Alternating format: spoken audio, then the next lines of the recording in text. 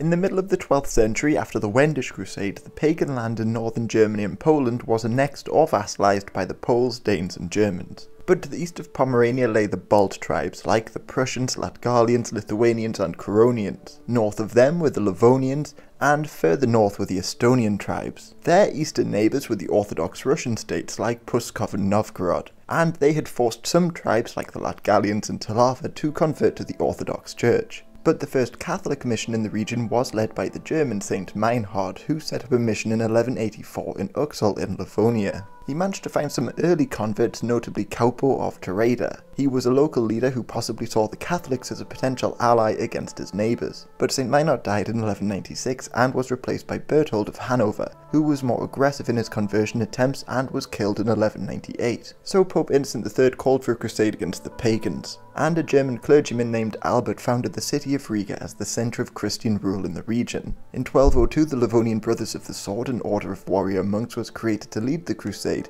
and they fought off attacks on Riga. Plus, some like the Orthodox Christians in Talava also began to see the Crusaders as an ally, so they converted to Catholicism. And so too did Wistards, the leader of the Semigalians. Meanwhile, in 1206, the Danes joined the Crusades temporarily, but they failed to take Osel in northern Estonia. But unlike in the Holy Land, there were few nobles and monarchs, and the crusade lacked a clear campaign. So to maintain troop numbers for the raids, Albert of Riga travelled to Germany once a year, and with constant well-armed reinforcements, many of the tribes in modern-day Latvia were subdued without much resistance. For instance, in 1207 they forced the Salonians to convert after taking their capital. Then in 1209 Albert led a campaign against Visvaldas of Jersica, and forced him to submit after capturing his wife. So with the Livonian tribes subdued, they began raiding Estonian tribes like Sakala and Ugandi, but they couldn't maintain control over captured territory for very long. The Estonians fiercely resisted the Crusaders initially, but in 1210 Novgorod launched an assault on Ugandi, severely weakening the tribe. Nevertheless, the Estonians were still able to launch a united attack on Kaupo of Tereda's stronghold in 1211, and another large assault on Riga in 1215. But both of these failed, so the Crusaders countered. They finally forced Ugandi to submit and plundered the Sakala capital Lahola. Lembitu, the leader of the Sakala, mustered together an army of around 6,000 Estonians to attack the Crusaders, but he was killed at the Battle of St. Matthew's Day in 1217. However, still unable to make a significant breakthrough, Pope Honorius III granted the Danes under Valdemar II the right to launch a crusade of their own. Valdemar sent thousands of troops to northern Estonia and took what would become Tallinn, and he then crushed the Estonians at the Battle of Lindenissa in 1219. From there the Danes continued to advance in the north, while the Swedes failed to take Larna.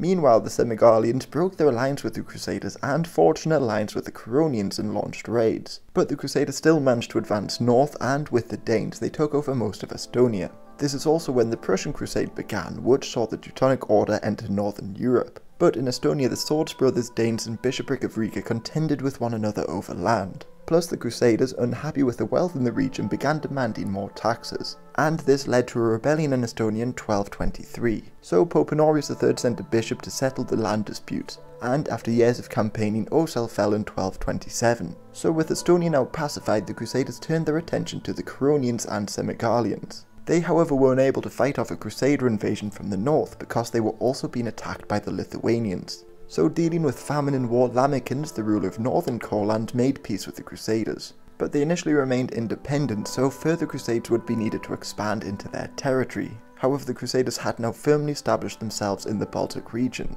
The Teutonic Order would take over the state from the Livonian Brothers of the Sword, and the population would often rise up against them, and work alongside their future enemies like the Livonians and Novgorod. So the population wasn't fully subdued for decades.